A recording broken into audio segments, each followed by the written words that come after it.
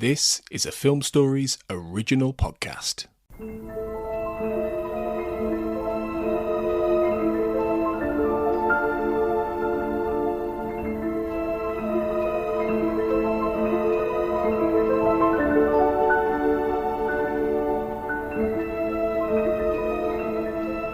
Hello and welcome to the Malick Hour, celebration of the life and work of American filmmaker Terrence Malick.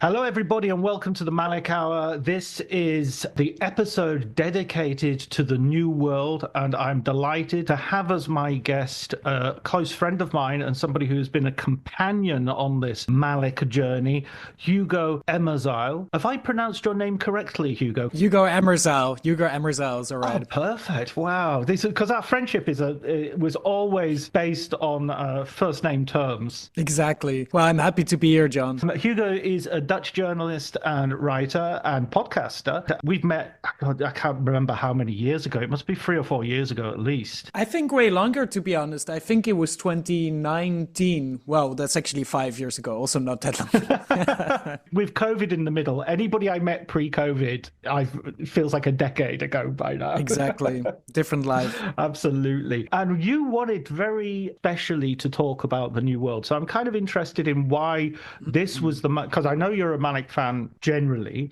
but why was this a specific film you said, I put a pin in that one for me, I want to talk about that? For me, I guess because it's the film where everything comes together in a way that really speaks to me. This is the Terrence Malick film where you can see all of his formal strategies that he has developed for his later films, which I love a lot as well, really come into place.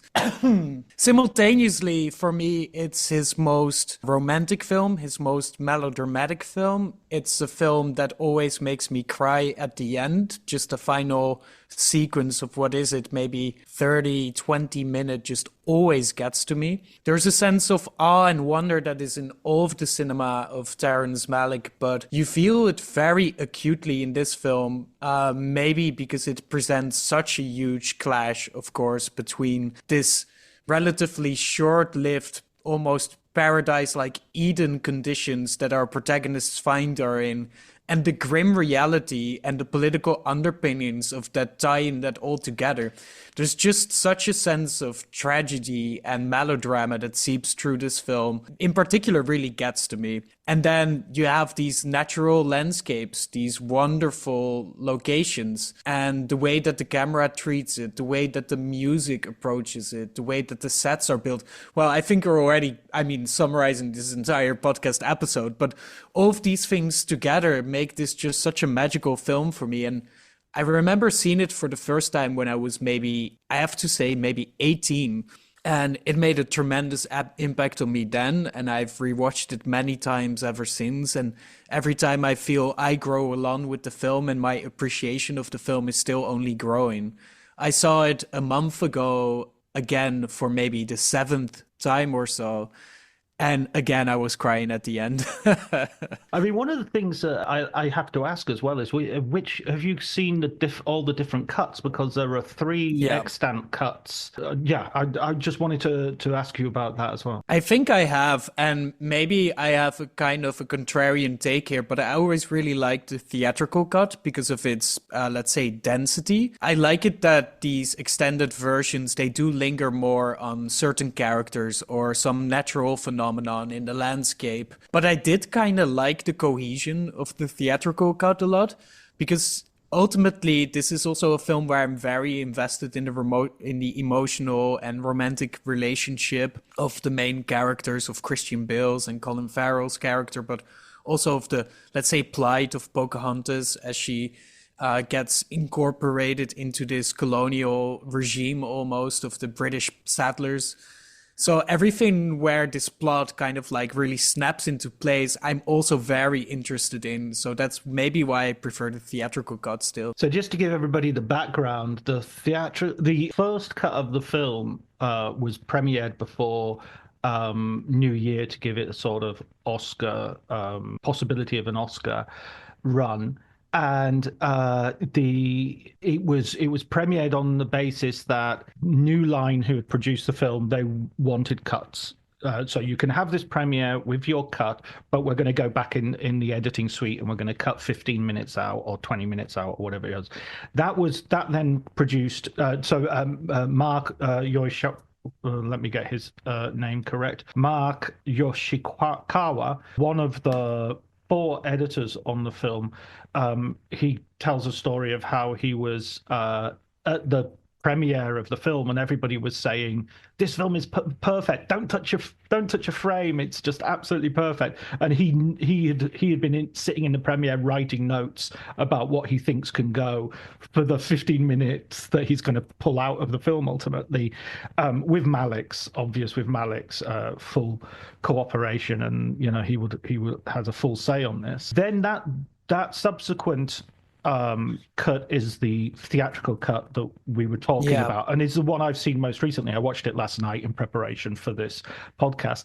And then there was a sort of extended European cut, which was finally released with all the cuts on Criterion, and the extended version is a good deal longer. I think it might be anything from 30 to 40 minutes longer.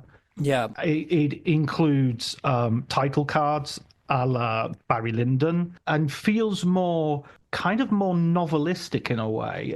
And that is true. It sort of makes sense in that sense. I'm with you. I like them all, but I would watching the theatrical cut yesterday, it's strange to say, especially for the New World, which has been criticized for its sort of long ears and what, but it feels snappy. It feels like it does. You really go. It really feels snappy. This compression of the timeline is just, I think, so adamant to this film. I was referring to the ending of the film, which is just such a distinct experience of having the feeling of being swept up into this movement, really elegiac, and the way that the film kind of like eases into that, and suddenly you're in the midst of that. It really works when everything before that isn't overstaying its welcome in any way whatsoever. The opening of the film, when, at first you see the Native Americans, being completely one almost with the landscape. This is their own version of Eden, maybe. And then the ships, of course, arrive. The English settlers are arriving to the shores of what will be their new Americas. And there already, so many things have been established in such a short time that if you would take these extended cuts and you take this entire middle part, which kind of lingers, which kind of explores, like you say, in this novelistic way, all of these various strands and ideas and characters to much more detail, I think it kind of takes away some of the momentum of what the film is actually trying to do. So yeah, this theatrical one is maybe the perfect one for me. There's even a sense a little bit that, I mean, you were referring to the sort of the final 20 minutes. I've got a feeling what you're referring to is probably 5 minutes of film time. It just feels like... Can you imagine? Yeah, it feels like it's 20 minutes, but because it's dealing with so many things happen and so many plots are resolved, but they're really done with like one line. I mean, we're getting ahead of ourselves, but the meeting with Captain Smith and Pocahontas after all this time, even in a Ridley Scott movie, that would be a full scene. That would be like a back and forth, which would take 3 or 4 minutes. In this, it's like 2 lines. They literally go, "Did you find your indies, John?" "No, I think I sailed past them." And that's the point in which I burst into tears because she says John, and I immediately relate it to myself. There's a couple of things. Let's go back to the beginning first. Yeah, let's do that. First of all, otherwise we really are topsy-turvy with this new world. First of all, this comes after the Thin Red Line. 1998, we have the Thin Red Line. He's already had 20 years off, so to speak, or when he's been the famous hiatus. This script was already written before Badlands. and had been Jack Fisk knew of it, and it was called The Mother of Us All. But this idea of a script about Pocahontas and Captain Smith, like a historical romance, was already there. Yeah, I want to interject here and say that I didn't know that, and that I learned about this through your book, and I was absolutely fascinated by that idea of how these gestating projects of Malick, what might have, changed also over the course of all these decades before the film finally comes to fruition, but also, let's say, the emotional involvement then of the director and screenwriter when finally making the film. If you've spent such a long time with these characters, with these stories, with these environments, in your mind, basically, some maybe always occupying a little bit of space at the back of your mind, how tremendous it must be then to finally make this film. So when I was rewatching it, with this in mind, John, it completely transformed the experience as well.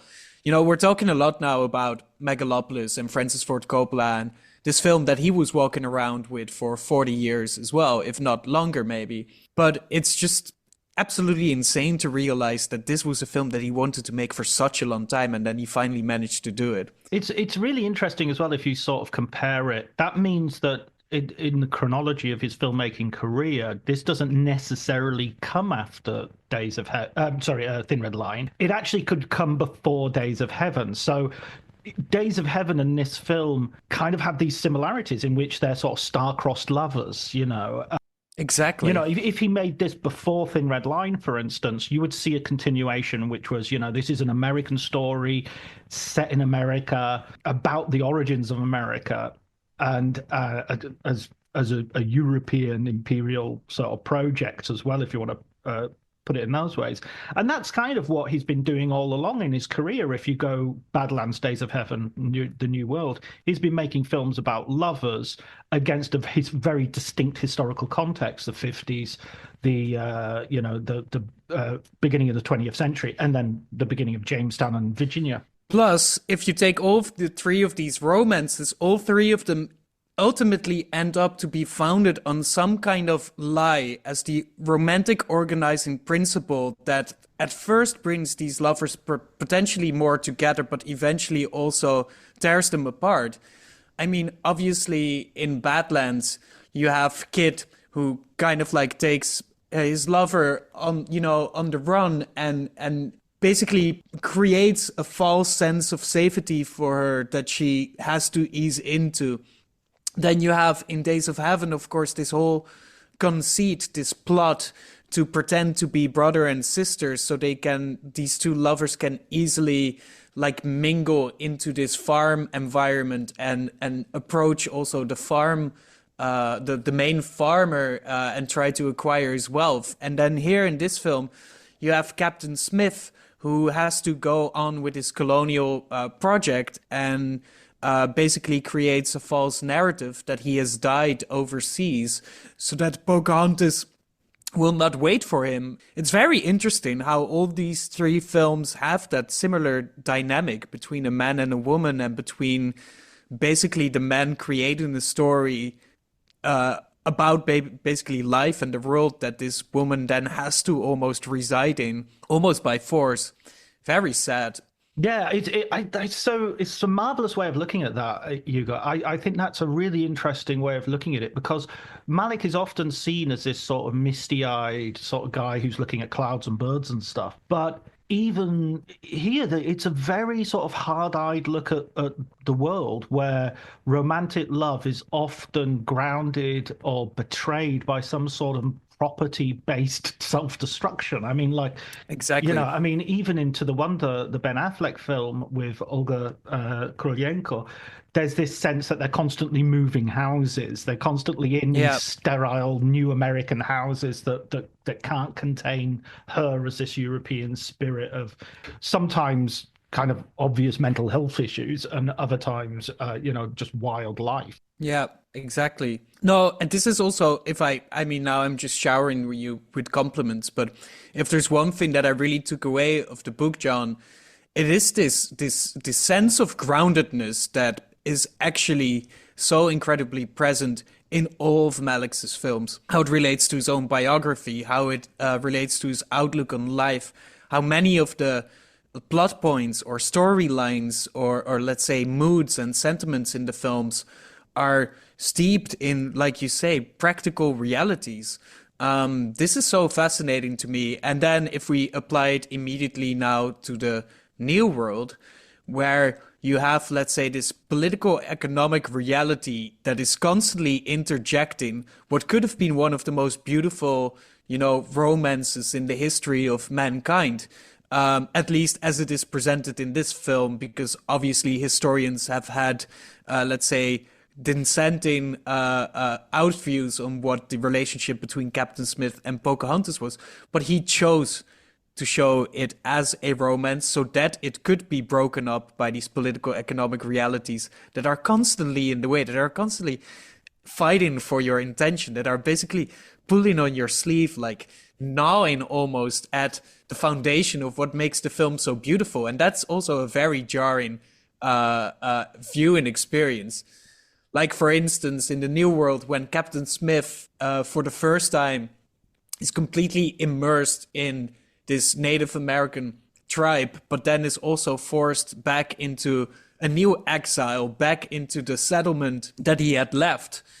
And he walks into the gates of what will be Jamestown, and it's a squalid place, and it's winter, it's muddy, it's nasty. You have these annoying brats, these boys running around, scrawny dogs. There was a leg in the bed. There was a leg in the bed. What you said? There was a leg in the bed. There's a leg in the bed. They have this chatter. Do you believe in ghosts, Mr. Captain Smith? Yeah, they're wonderful, those kids. All of a sudden, he's attacked by like 5 ghosts of Linda Manns, Exactly. It's so jarring, and it's such a disconcerting moment for me every time that I watch that film. And that is, that there's something, like you say, when we talk about Malickian stuff, we often think about these very, let's say, either very poetic or for some people very pretentious, like forms of style or little motives. But this is very Malickian as well, this tension between something that humans can create or experience that is cosmic, because love can be cosmic, growing up can be cosmic, actualizing yourself can have such a weight to it. And then feeling all of those things being, grounded or put into arrest almost. That is a very Malickian move. And this film has a lot of those. Absolutely. And when John Smith arrives, he arrives, you're under a cloud, Smith, says Christopher Plummer. Yes. He arrives in chains and he's going to be hung. And there's this, I love the way that Christopher Plummer, playing Captain Newport, at various points turns up and just solves problems by going, do you have anything against him? No? Okay, you can go now. And it's just like, wait a minute, that was a life and death moment. And he's just using this sort of noblesse oblige to send people on their way and to resolve difficulties, and it shows you how much power is kind of improvised and fickle. It's just like, exactly. I just wanted to say everything there. It's all such an improvisatory nature. It's all of it is so desperate. I mean, obviously these English men, they are mostly surviving by the craze of Pocahontas and her tribe, because she's the one that during the harshest winters decides to give them food, to give them fur, so that they can survive the cold, so that they have something in their stomach except for the rancid or, poor meals that they can. Or cannibalism. I mean, exactly. I mean, this is one of the things that I want to really point out here, is that he really, and I don't think he gets enough credit for this, he really turns the whole of the myth of, European settlers or European civilization on its head. Exactly. The English are the cannibals, not the natives, so to speak, not the Oloquin. No, it's really, really, really fucking grim. But there's this kind of makeshift, kind of flimsy quality to everything that they try to establish there. it's also sometimes very gratifying to see, of course. And then Christopher Plummer fucks off, goes back on some ship because they need, reinforcements and new material back from England. This kind of like back and forth there, these axes of power as well that kind of seep in and out of the picture. Yeah, it's very interesting because it opens up these narrative pockets for this thing that I was talking about earlier to actually arise. And this is, for me, very interesting how this film is constructed around these things, that there's the tight plot that it has still so many loose ends, or that just kind of like decays in on itself. And then in those pockets, this thing, the real heart of the story can arise. And this push and pull between those two things, it's magnetic. It's like riding waves. It's really, it doesn't even feel linear. Whenever, and again, a compliment, but when you write this in the book, that what Malick often creates is an immersive type of cinema. And that's a cliche word, and it's often misused, but it is very much true that he creates a world to inhabit, and that the plot is secondary to it, but it is needed to give you the sense that you are part of that world, right? And for me, this is one of the films of his where he succeeded the most in actually doing that. I feel like I am there. I am like localized into it, and my heart is into it, but my body as well. So this immersive experience of the New World, what can I say? It's just incredible. Yeah. I mean, when he goes in, there are several points where the New World is something which, a little bit like the Thin Red Line, is bigger than we are. Yes. I mean, the grass is huger than we are. It's taller, and you have to go through the grass, and you can encounter potential threats, or you can encounter this woman who you see in the distance, like the fox in The Little Prince, is just sort of in the midst of the grass. And then he's sent up the river to treat with the king. But that expedition becomes a little bit like Werner Herzog's Aguirre, that he's trotting along in his conquistador armor with his musket and his lance, and his sword like a needle, and he's just hopelessly, and this is what you say about narrative ellipses as well. We never really find out what happens to those people, because he goes off with a boat full of people, and then he's with three people, then he's with just two people, and then he's on his own. And I mean, apparently there were scenes which were cut, and you do see Ben Chaplin's hand being passed when finally Captain Smith is delivered to the king. But it's just, again, there's something about the density of that, and it really doesn't matter what happened in terms of the story. What matters more is, how does it feel like to be like a spaceman on this new planet where everything around you is hostile? Yeah, that's such a good point. And it's funny because Aguirre used to be one of my favorite films when I was like a budding cinephile, when I was like, I think 15, 16, 17. I had seen that for the first time on a small CRT TV that I had in my bedroom. It was really small. And it fitted the film very well with its 4:3 frame, of course, as well. But I was very much taken aback by just, let's say, the gusto of going into the jungle. Obviously, this nightmarish vision as well of greed and lust and this sense of power, this perverted energy that basically pervades through the entire film. But seeing the New World and putting them next to each other is very interesting, because everything in the end that makes Aguirre maybe ultimately a less interesting film in its, let's say, cyclical linearity, it's kind of like very bleak and pessimistic and cynic outlook on humanity as well. I feel like the New World complements it or puts another perspective against it. Yeah, I think that happens as well with the sense of sort of female sacrifice. I mean, Aguirre is a film which is, dominated by men, and the only women in it are the women who are utterly under the control of men, in terms of like his daughter, who he wishes to incestuously marry. Something which obviously has taken on a new sort of disturbing light, considering what we now know about Klaus Kinski and his abuse. But here, John Smith is saved by Pocahontas, who's never named in the film, which I think is another interesting No. subversion. And I think the title as well. There were lots of Native Americans acting in the film who were very wary of the film because of the title. They didn't like the idea of the New World.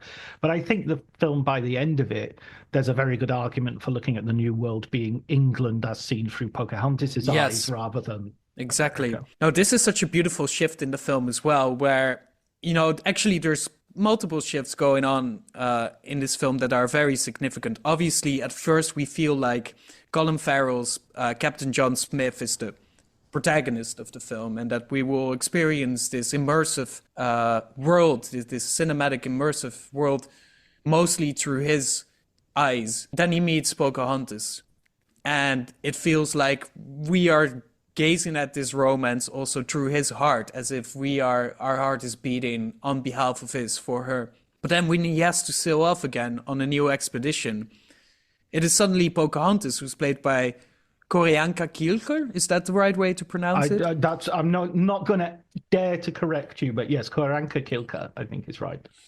Suddenly we find ourselves much more in her perspective, and then there's obviously another shift, which is that John Rolfe, Christian Bale's character, comes into play as a potential new suitor for Pocahontas. And it is true that the second half of the film is ultimately, and I have alluded to the end, of course, as well, the one that has maybe the most staying power, because it's the one that completely sucks you in. I think through, let's say, the wide-eyed, naive eyes of Colin Farrell and his yearning look, it's a perfect way to get introduced to a setting and a world and the characters and his outlook on them. But then ultimately in the film, at the end of the film, like you already mentioned, Have You Find Your Indies, John? He turns out to be somewhat insignificant in the end, in the grand scheme of things, because he is not the most important person here. Obviously, it was always her. And this is so fascinating as well. I think this is maybe, maybe you have an idea on this, John, and I think that maybe a film like To the Wonder definitely expands on this as well. But maybe this was the first time in, let's say, if we take the previous films of Malick, where the female character secretly really is the protagonist. But now I'm thinking this is actually also the case of Badlands, of course. Yeah, absolutely. So, and maybe also, of course, in Days of Heaven, where it's the young girl, it's her voiceover. So, but there's something so interesting about this. Like, he presents the male hero very often at first as the protagonist. I mean, it's Martin Sheen that we see in the opening shot of Badlands. It's Richard Gere that we see at the opening of Days of Heaven. It's Captain Smith that through which eyes we perceive what we think is the New World at the beginning of the New World. But then he always does this shift. He always strips that part of the story away and puts it into the perspective of his female characters. Yeah, I totally agree. I think that's absolutely right. I think he's someone who is, I mean, the one big exception there is the Thin Red Line, where it's unavoidable Obviously. because it's a completely masculine It's soldiers, world. it's boys. Yeah. But you're absolutely right. There's no sense of Terrence Malick being someone who is kind of not interested in women, or it's they're at the forefront from the very beginning as agents, and men are sort of superficially agents. They're the people who sort of kill each other. I mean, Yeah. Martin Sheen and Richard Gere are both sort of set up as murderers right from the very beginning. Exactly. Even though Bill, you could argue it's never clear if he's actually killed the first guy in the argument in the factory, or whether it's an accidental killing, or whether the guy's even dead. But it feels very much like he had. It's gnarly. It's gnarly. Yeah, he's not done a good thing. And you're absolutely right that the women, they seize the narrative, and they are much more influential as the films go on. I think as well there's a really interesting thing with Colin Farrell. I was watching The Fall Guy with Ryan Gosling over the weekend, and you wouldn't imagine that I would be using this as a reference point. Why not? But why not? Exactly. And I was really struck by Ryan Gosling because I was thinking he is a really big film star and a really good action movie star, and he's bulked up a little bit for the film as well, who is giving a version of masculinity which is absolutely eschewing the macho and is absolutely eschewing any of those ideas, contradicting any of those ideas that to be masculine you have to be, humorless or muscle bound and just toxic, if you want to use a cliche. And instead his whole version of masculinity is self-effacing and sensitive and emotion. I mean, there's one scene where he's sitting in a car and listening to Taylor Swift, and Emily Blunt goes, "Are you crying?" Just knocks on the window and says, "Are you crying?" to Taylor Swift. And she's like, no, I've got something in my eye. And it's lovely. It's a beautiful comic film, and it's a wonderfully done film. And I was thinking about this watching Colin Farrell and thinking, what an interesting version of masculinity Colin Farrell often exudes. It's, he's put in this leading male role, but his role is all about change and openness, and it's all about going into this community, and he's playing with them. And he's participating in their games, and he's being initiated into the tribe. And the problem is, it's based on deceit, because he knows this is only temporary for him. His version of Eden is going to be temporary. It's so scary. It's so scary. This is such a scary part of the film, obviously, because we at the beginning, maybe we want them to be together forever. We want to believe that this marriage almost between cultures, between worlds, between continents, but also between lovers can actually exist, because we need to believe maybe that it exists as well. And I'm sorry for being the person that is going to do that, but of course, who else but me? If we take Colin Farrell, not only in the New World, but in the film that was released around the same year, Michael Mann's Miami Vice, we see a picture of this actor and the characters that he portrays in sequence, basically, between those two films, in which he is so good at showing what it means to yearn, to have this, vastness inside of him, this open space, this romantic wound that he can carry with him throughout the film. And this energy that it exudes, he can still convert it into action, because in the moments when he needs to, both in Miami Vice, but also in the New World, his characters, they rise to a occasion, or they try to fend themselves off from danger and harm. But deep from the inside, you know that he's being broken up by these fatalistic or these gigantic chance encounters that are so valuable, so huge. And this for me really makes the film much better as well, that he is the person that is conveying all of these things. Because in Miami Vice, it's Sonny Crockett, and he meets Isabella, the, let's say, partner in crime of the massively influential drug lord that they're trying to, in some way bust by doing a very ambitious and convoluted undercover cop situation with, factors on boats and speedboats, this and that. Narrative is not Michael Mann's strong point, let's face it. No. Pieces and the sensation. The set piece is the sensation and the sensuality of it, because true. Ultimately for me, Miami Vice is first and foremost a melodrama and not a crime film. And that is also because of the weight that Colin Farrell puts into it. So I see a strong overlap there, yeah. And it's true that he does it in a way that is, he has a kind of masculinity that he's, radiating, but it is not a cliched one, because it's a very vulnerable one. Exactly. It's a romantically very transparent one as well, because you can see it in his eyes all the time. In every single shot of the New World, but also in Miami Vice, you can see what he is thinking of, which is potentially the love of his life. When you find Captain Smith in the New World, trying to find these new indies. And he finds himself somewhere in, what is it, Antarctica or something? Yeah, it's like Greenland or Greenland. yeah. Yeah.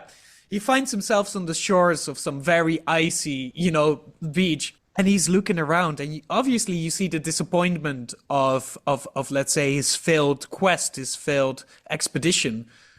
But what you also read into it automatically again is him just being so incredibly sad because he's missing this woman in his life. Absolutely. I mean, it's amazingly like the Tree of Life. It's amazingly cosmic and amazingly banal at the same time. It really is that I am on the shores of eternity and a million miles from the girl I love. And neither of those things in Malick, one of them is not more important than the other. No, because this cosmic reality, which is, you could say, to some degree present in all of his films, can only, of course, exist by the virtue of all the banality existing, right? Because there's always has to be something that transcends it. So there has to be something to transcend even.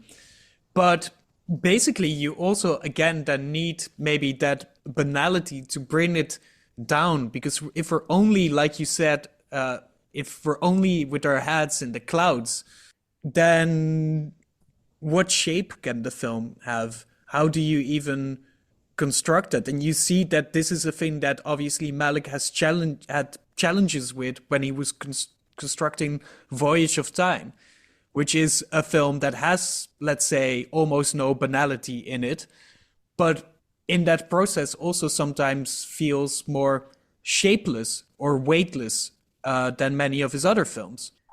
So this tension is, I would say, critical and maybe, let's say, essential and part of the DNA of the Malick oeuvre. Yeah, absolutely. I mean, one thing I'd like to bring up, and this changes a little bit with each edition, but voiceovers is obviously something that he uses over and over and over again.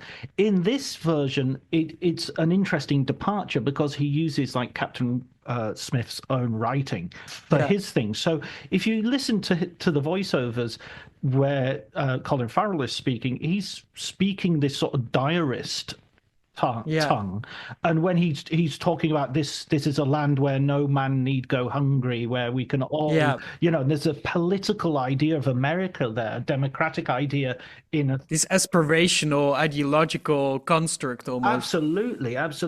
We've got oysters as big as our hands over there, and in the extended version, that he has this thing of overlaying that with a sort of more internal dialogue. Even as he's writing his diary, you can hear what he's actually thinking. And this combines with some other choices, which I think Malick makes, which is really interesting, where he has quite a lot of people talking directly to camera. There's a scene where Eddie Marsan is sort of tormenting Captain Smith, and he's talking directly to camera, or Noah. Is it Noah Taylor, the actor who's shouting at the Indian, at the Algonquin, you don't own anything. How can you own this? And they're shouting these things. But even the character who's a sort of double turncoat, who first gives Captain Smith the power and then takes it away from him, when he goes off to steal Pocahontas, he says, conscience is a fly. And he's standing sort of looking directly at camera. And there's this, I don't know, it's a really interesting choice that he has these people almost like, are they talking to someone? Are they talking to us? Are they talking to themselves? There's always this confusion there. It predates a little bit the let's say Fellini-esque construct of Knight of Cups, where it doesn't really matter where people are placed within a scene or in which location or environment people are talking with each other, or how the mise-en-scène is constructed around these dialogues, as long as the thing is being said that Malick needs to include in the film. It doesn't really seem to matter that much. Obviously it matters, but there seems to be some degree of freedom in the way that he can present those things. And it raises a lot of questions, because this is the first film where you really feel that, let's say, 360 immersive, let's say, lived in world, this immersive quality through Lubezki's cinematography as well, that really becomes, let's say the anchor or the foundation for all the Malicks in the 21st century so far. But so at the one end you have this, let's say, semi-objective or maybe just completely separated camera that has a will of its own, maybe, that can kind of like glide in and out of things. And then at the other end, you have these layers of subjectivity and this positionality of the main characters, their point of view, almost like, am I watching the things now through literally his eyes, or is it an approximation, or is it complementary, or is it opposing? Like, there's all of these ways that if you really overthink it, which is hard to do because the film kind of wants you to ease into the experience, so it's very hard to dissect those things. But if you really start thinking about it, it's hard to find a clear organizing principle that brings everything together from, let's say, a cinematographical and mise-en-scène point of view. Do you know anything about that, John? What some of the ideas were there? I think when he's filming things, he definitely has that idea that he wants to shake things up all the time, and he doesn't care about traditional blocking. He doesn't care about they shot over 1 million feet of film, and Kodak awarded them with a magnum of champagne. And amazing. That must have been a very delicious bottle of champagne, I can imagine. Yeah. And they would basically run off into the fields or into the forest or whatever and start shooting on this set that was that as you said, I mean, they could literally move 365 degrees and there'd be nothing in shot except Jack Fisk's production design. And they'd planted trees and they planted things a year ahead so that everything would be grown to the right height and whatnot. And so they would create an enormous amount of footage. And what I find interesting is if you look at this and you look at Days of Heaven, to some extent Thin Red Line as well, there are so few scenes, you often get meaning built out of shots rather than scenes. Mm-hmm. Yeah, exactly. Things aren't happening in a sort of, this is happening now in a continuous 1.5 minutes of continuous time in this place that the cameras are there and are just catching. Here's something that happened 5 seconds in this place. Here's something that happened 5 seconds in a totally different place at a totally different time. Here's something that happened, and so that the kidnapping of Pocahontas is a good example of this. That journey up the river, discussion with the chief about the kettle, taking Pocahontas back, telling Pocahontas that Captain Smith is actually not at the camp because he's been imprisoned and now he's doing hard labor on the periphery. All of that takes place with discontinuous sort of, it doesn't happen with one scene or one explanation. There's no exposition in that way. You're just snatching meaning from glimpses and words said and lines delivered here or there and everywhere. So I think that freedom is a kind of, it's almost like he used to call it Terrence Malick used to refer to it as a sort of Rubik's Cube approach, where he would have different squares of different colors all over, and his editing suites. He had 4 different editors working on this, and one of the things he used to do, to the annoyance of the 4 editors, he would break up the film and they would work on different sections of the film. And then they would all look at it together and have suggestions and whatnot. And he has his own language for different shots. This shot does this shot does that. And he calls them, this is a bevel and this is a this or that. And one of the things that annoyed them is he befriended some guy who was hanging around the set who was just like into mushrooms or something. And he said, oh, why don't you come in and have a look at, sit at an editing desk and have a look and see what you think of the film and you can make some suggestions and things. And he was just fiddling about. And the editors were saying, well, who is this guy? And he's like, oh, no, I just, And they were kind of really, peeved with him. But that guy actually came up with the idea when Captain Smith is about to be killed and she jumps in front of him. There's a shot of a sail unfurling. Yeah. And it's like the idea of, I'm about to go on my final journey, I don't know. That's my reading. You can take any reading, but it's a real disconcerting jump outside of the moment.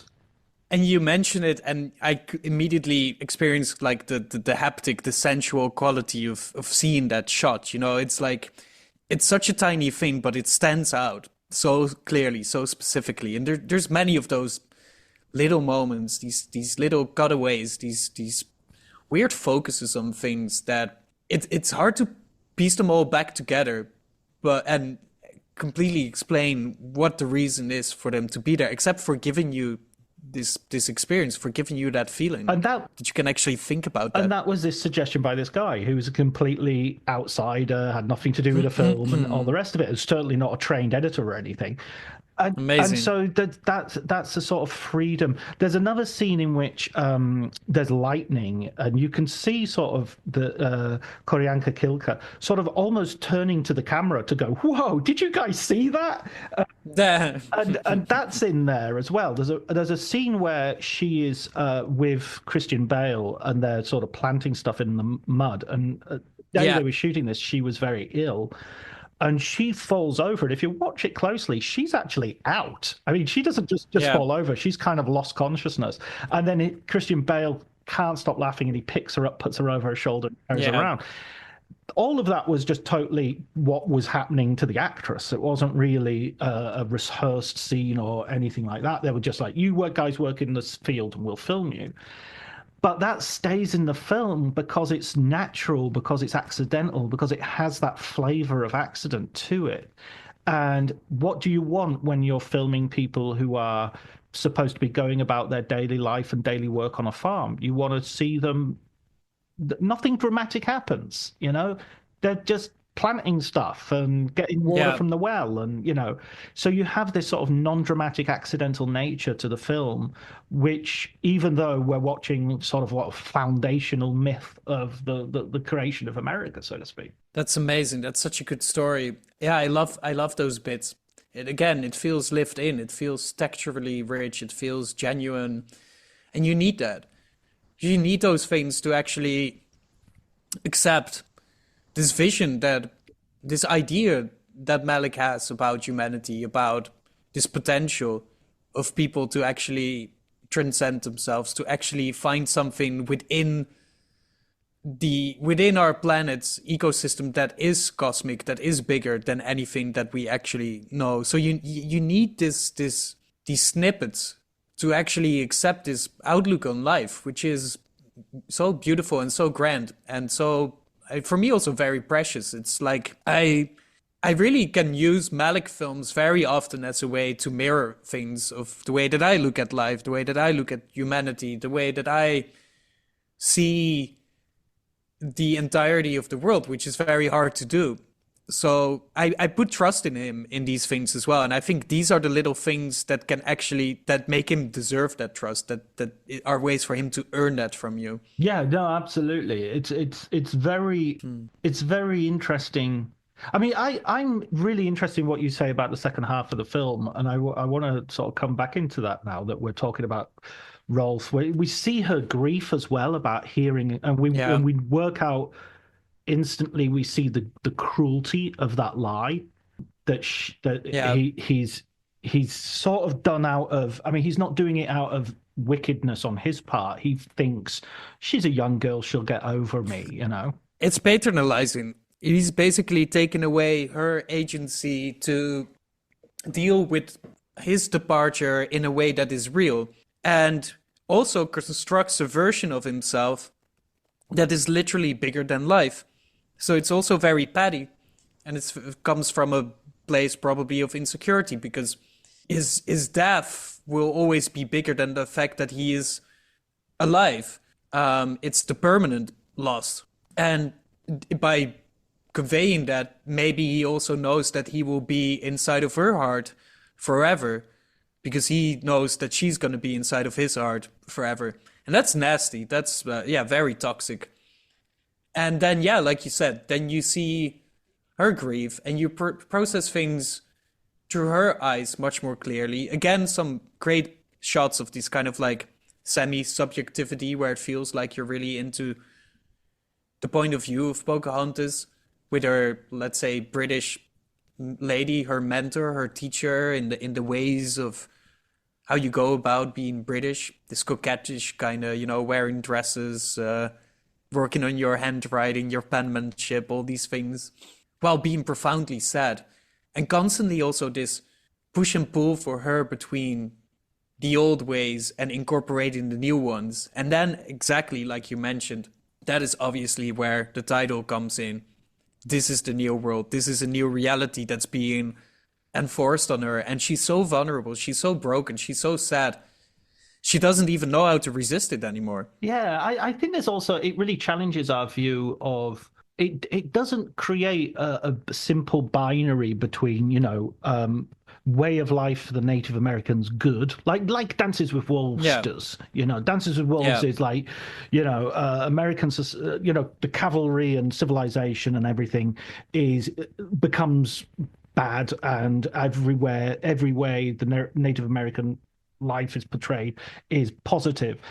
This has a thing of like, yes, that was Edenic and it's terrible that it's been destroyed, but you can kind of understand why Pocahontas is sort of like interested in this stuff. Like, look at the way glass works, and look at the way this is new technology. This is me being, especially when she gets to England, this is me being fascinated by stuff I've never seen before, and in a sense having the same exploring spirit that Smith sometimes displays. I'm also interested what you think of sort of the Sam Shepard character in this, Christian Bale's John Rolfe. Yeah, I find him very enigmatic and interesting because let's put it very frankly, he's very real. As in, he's also taken a fancy to Pocahontas. But it is a more measured approach. It is not the, cosmic clash or the cosmic kind of like intersection of two stars. It is something deep and profound, but it is also a bit more calculated, a bit more out of a place of intrigue almost. And not really a place of, let's say, complete violent alarming. And he's endearing and tragic, but he's also stern and somewhat traditional. I don't think you know the meaning of the word. Exactly. Exactly. No, but there is a gentleness. There seems to be a good, like, kind-heartedness to him that is very interesting. And it obviously comes to full fruition towards the end of the film, where he realizes that she can never really love him wholly as who he is if her heart is still promised to a man she believes to be supposedly dead. And then when she finds out that he is not, he arranges a meeting between Smith and Pocahontas so she can find out for herself once and for all what the nature of her heart still is, what the contents of her heart still tell her. And this is a very interesting moment, perhaps of, opportunism, but there's also a lot of humility in that, humbleness. So I find him a fascinating addition to the story. And you have to imagine, John, that like the first time, obviously, like many other people, maybe particularly of my generation, the first time that we heard of the Pocahontas story was through the animated Disney film, which for the sake of convenience leaves out the Sam Rolfe character wholesale. It is just Captain Smith and Pocahontas, a prince and a princess. That's it. So it's very interesting to see how this film wrestles with this, again, triangle, which so often comes back into Malick films as well. Both in Days of Heaven, Into the Wonder, here also in the New World. It's funny as well how in both Days of Heaven and in this, the jealousy is kind of short-lived, and there is an element of a greater love for the person means you can't be jealous or possessive of them. You have to, as you say, arrange this meeting or given the society that existed at the time, allow this meeting. Also, it's interesting that Pocahontas, in terms of the racism of the time, she's considered a princess and therefore kind of a royalty. Yeah, she's considered a prize and a prize marriage, a good marriage. It's not like, oh God, you've married a heathen. It's no, she's converted to Christianity and she is a royal. She's a member of royalty, and so it's actually an important marriage. And she gets invited by the King and Queen, and the Queen is played by Terrence Malick's wife. So that's lovely. Also, the King is played by Jonathan Pryce, which goes to show that when Malick comes calling, very big actors will come to just do basically a one scene role. I love that court scene. I think she looks amazing. The court looks like something out of a Peter Greenaway film. It has a really good lived-in quality again. It's beautiful, and the chamber, this classical chamber music that's playing, it's so well constructed, and it's dreamlike, but also feels real and lived in. And it is, like you said, through her perspective that we're seeing the real New World, which is England, yeah. And there's these some of the shots, remind you of L'année dernière au Marienbad, with these perfectly pruned trees, these vast spaces on which you can project all these emotional underpinnings of the characters. And then this moment at court has just such a sense of fancy and wonder. It reminds me a little bit of when the circus troupe comes flying down in Days of Heaven. It has this kind of almost idiotic, clownesque, circus-esque quality to it as well. But theatrical, isn't it? It's really theatrical. Theatrical, it is. And I mean, there's also a sense that, I love the journey to England as well. Again, so elliptical. They're on a boat, ready to go, and then they're there. You see water, and then they're there, and it's just so they're at the dock, and he cuts out all the unnecessary bits. There's no getting off the boat, sighting land, none of that. There's no the hardships of the journey. It's just it's like they're traveling through one of the dune sort of space navigators have taken them there. Also, you have Wes Studdar's sort of role as the guy who's going to count the English and talk to God. And he, I'm going to notch my sticks. And I love... Yeah, he's counting exactly. This is such an interesting perspective on things as well. Because he's another explorer. He's another spaceman going to a different planet.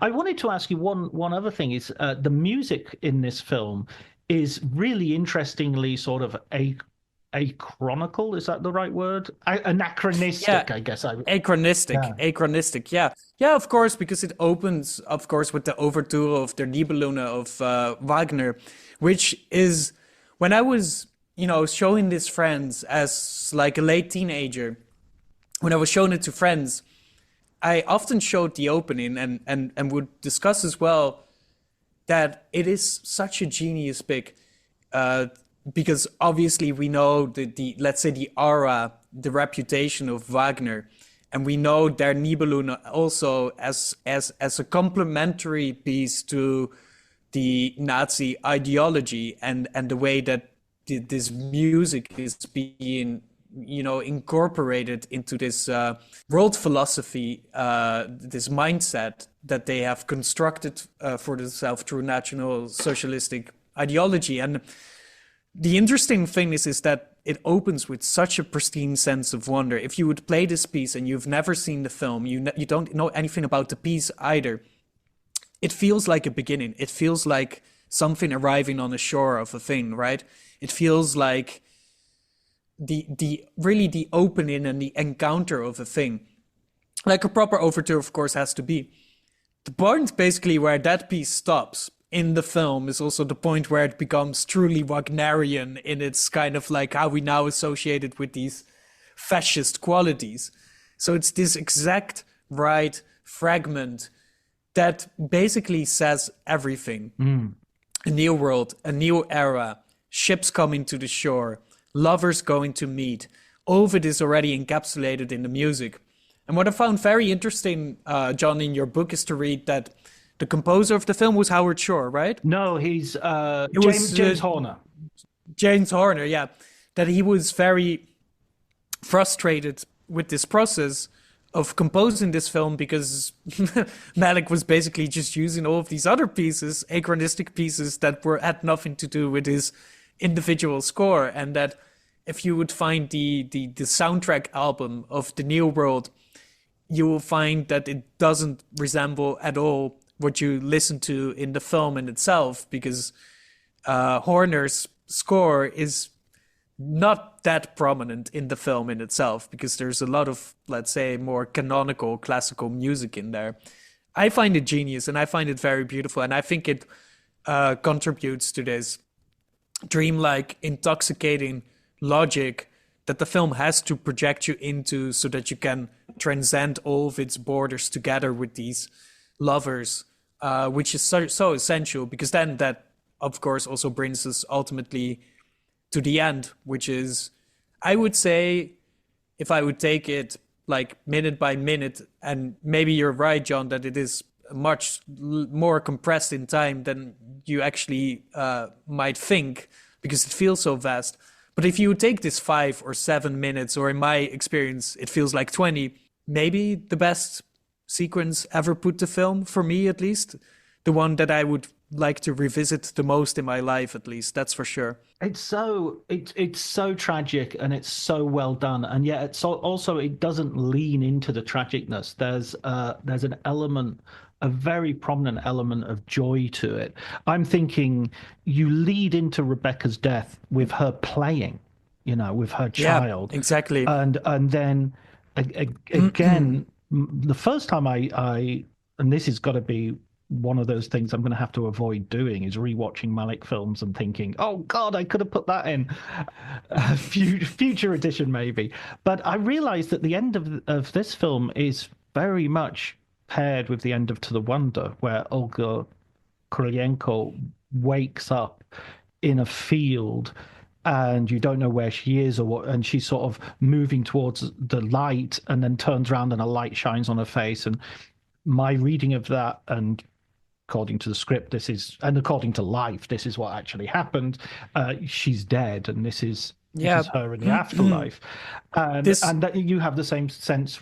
Pocahontas has got a wet dress, and getting a wet dress in this period of history is not a great idea, No, but that all of his films are basically so concerned with mortality is a thing that you can kind of know, and maybe it's obvious, but in the way that you present it in the Magic Hours, it takes on a stronger meaning.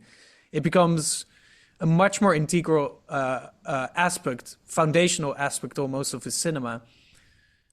These reflections on the inevitability of mortality and how to process it, because, well, you can immediately relate it back to the lie of Captain John Smith, making himself larger than life by saying that he is death. And then at the end of the film, there's the true death, the real passing away of Rebecca/Pocahontas. But it's done in a way where it conveys something about life and mortality that is not only the cliche shot of somebody in their dying bed, Something else happens there. The film in itself tries to almost construct a passage as if the film is bringing you to that space, in the way that it's this cyclical montage, this sweep in music, and then in the end, of course, this tiny running stream, so fickle. And yeah, it's such a tremendous shot. And the trees just moving, and it's just like incredible. Oh, that's so moving. And after all that music we've heard Mozart, we've heard James Horner, we've heard Richard Wagner, and we just are left with the sort of bird song and the creaking of the trees. I'm absolutely, it knocks me out as well. These final moments, and we talk about cinematography earlier. The fact that she's playing hide and seek with her child, and the camera loses her, and the child loses her, and her. This is so tremendous. I like when I was recently rewatching it. That struck me as well so much. Like, Jesus, my God, that is such an ingenious and poetic and beautiful and painful way to depict this. Just somebody slipping out of this existence, whatever it already is, and then lost in this maze. Where are you? You know, this is like that's the quintessential Malickian move. Yeah, almost. we're not playing anymore. Where the game is over, you know, and also the final point about this for me is the voiceover that you get is John Rolfe writing a letter to his son in the future, and that also sort of suggests that John Rolfe feels that he's not secure enough of his own life that he will be around to sit down and talk and communicate with his son about this. He wants to, or even that he'll be the same man. Maybe his feelings will have changed. Maybe he will have married again. So he wants to just freeze that moment and say, okay, me now, I'm writing to you in the depth of my grief to you, you know? Well, and this is the ultimate tragedy that is at the heart, maybe, of all of the films of Malick, is this tension between mobility and immobility, between the fact that like everything moves, often at a frenzied or at an uncontrollable pace. The camera moves, the plot moves, the colonial enterprise goes on. In the case of this film, you know, the lovers are on the run in Badlands. Things are like Ben Affleck's character constantly moving from house to house into the wonder. This impossibility of freezing things in time, that we are not capable of doing that in any way whatsoever, how badly we wanted to. This is again something that might seem very cliche or might be very apparent for some people, but to show it in such a succinct way, in such a poignant way, for me, it gets at the heart of what makes it difficult to live, what it means to be human, is exactly this. And I think it's the thing that most people, if they have the luxury to only struggle with these kind of things, struggle the most with those kind of things. Maybe that's also what the trees represent to some degree as well. You've had the fickle stream, as you say, you have the flow of life, but you do have sustaining life as well. You do have something that's there and solid.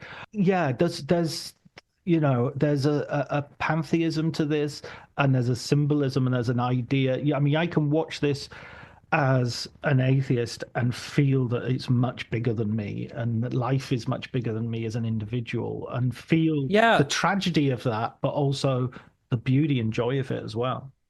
Well, you know, John, on a personal note, you know, I would say that what am I? I'm probably not an atheist, because I started praying, but I'm not praying for like a Christian God or something. But I occasionally now do go to church and sit down and actually pray, because maybe in an attempt to at least mentally freeze a thing in a moment, maybe other people would, you know, call just meditating or something, but even though he has this Christian background, it's none of it is really steeped in only Christianity per se. It is just this acute awareness of what brings people into a spiritual crisis is probably the impossibility to grasp the finiteness of the things that they are going through. That's tremendously powerful and very humbling again. And I think he understands that to such a strong degree, which is why his films have such a strong focus on these existential questions like love, birth, mortality. Basically the things that are the quintessential aspect of what it means to be a human being or be alive and think about these things. I think on that note, that's a wonderful way of rounding up our discussion on the New World. It's been an absolute pleasure talking to you, Hugo. It's so great to talk to someone so passionate about this film, and a film that kind of at the time was not as well regarded as it surely deserved. I'm still trying to convince so many people that are into Malick films that this is the one, that this is the film for me at least. And whenever I show it to people, whenever I somehow succeed in letting people watch it, very often they agree with me. So I think this is a film that still needs to constantly be rediscovered, even though this is not a minor director. But I feel like this is one that is being kind of like left behind in more critical conversations too often, which is a shame, because I think, as we have indeed well, testified here is and justified is what a tremendous piece of cinema this is. What a deeply humanist picture it is. How incredibly poignant and beautiful and sad it is. And having this conversation with you, John, and having read the book, even though I've seen the film a month ago, I wish I had the time today to just cancel all my plans and immediately put on The New World again. You'll find time sometime this week. And one final note I'd like to add as well is there's so much bird song in this film, and Yes. and the bird song he would source and go out and record. He's a big birder, as I'm sure you know. And there is a CGI shot, and it's of parrots which are extinct that would have been alive at the time, and which Well, blend in. Nobody ever sees it. now we're nerding out too much, but it that also complements, of course, Voyage of Time so much as well as this like anthropological interest that he has in natural phenomenon, and again, this enterprise of freezing things in time, which is ultimately what cinema, ironically, can do better than we can ever do, and that's maybe also why we need these movies in our lives. At least that's why I do. I co-sign that statement. Thank you so much, Hugo. I wish you the best. Can't wait to talk again about such things. John, it was such a pleasure, and I hope that for all the listeners that after hearing this, you'll go and find some time to watch The New World and also to read John's book because it's tremendous. Thank you so much.